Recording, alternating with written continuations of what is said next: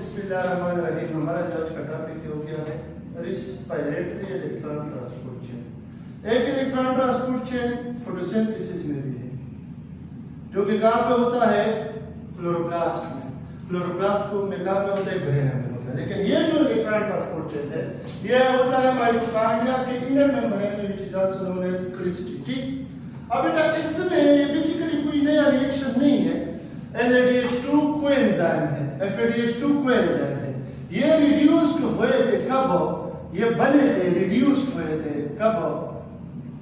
Reduce हुए थे respiration के ग्लाइकोलाइसिस स्टेप में, लेम रिएक्शन में और क्रेब्स साइकिल में।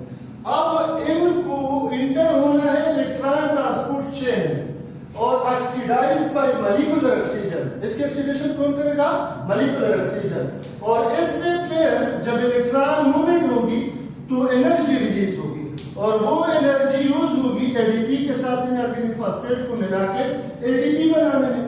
अब ऐसे एटीपी फॉर्मेशन को जो ऑक्सीडेशन ऑफ दिस कोएंजाइम की वजह से बने, इसको कहते हैं ऑक्सीडेटिव फास्फोराइलेशन।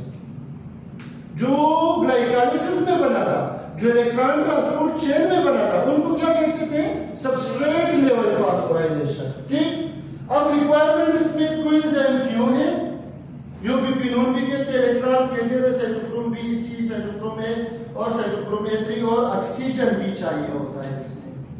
अब अगर आप चेन देखें, NADH2 2 हाइड्रोजन लॉस कर लेता है, इलेक्ट्रॉन इससे निकल जाते हैं, NAD+ यह क्या हुआ? ऑक्सीडाइज हुआ, और ये इलेक्ट्रॉन कोएंजाइम क्यों ले लेते हैं? या इसको यूबीक्विनोन भी कहते हैं, कोएंजाइम क्यों। और इस दौरान जब ये इलेक्ट्रॉन मूवमेंट होती है तो एनर्जी लॉस होती है, और वो एनर्जी एडीपी को इनऑर्गेनिक फास्फेट के साथ मिला के एडीपी बना लेते हैं। ये कोएंजाइम क्यों इलेक्ट्रॉन FADH2 से भी ले लेते हैं, और ये इलेक्ट्रॉन मूव होते हैं साइटोक्रोम बी में, साइटोक्रोम बी से सी में। इस दौरान एक और एडीपी बन जाती है, साइटोक्रोम सी से साइटोक्रोम ए में, और ए से A3 में एक और एडीपी बन जाती है।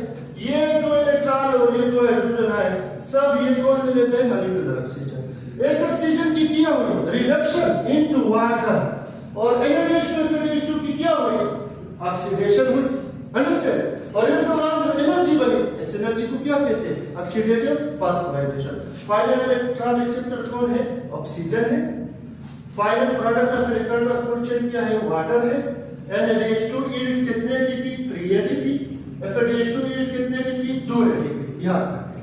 अब बेटा एनर्जी कैलकुलेशन है, ग्लूकोज कंप्लीट ऑक्सीडेशन से टोटल एटीपी मिलते हैं 38, लेकिन दो प्रिपरेटरी फेज ऑफ ग्लाइकोलाइसिस में यूज हो जाते हैं तो टोटल 36 एटीपी रह जाते हैं। ठीक है, ग्लाइकोलाइसिस में 2 NADH2 बनते हैं, साइटोप्लाज्म में एक्सटर्नल है, तो एक NADH2 2 एटीपी के बराबर है, तो 2 × 2 4 एटीपी। FADH2 नहीं बनते, एटीपी कितने बनते हैं? टोटल 4 एटीपी बनते हैं, लेकिन 2 यूज हो जाते हैं, तो नेट कितने होंगे? 2।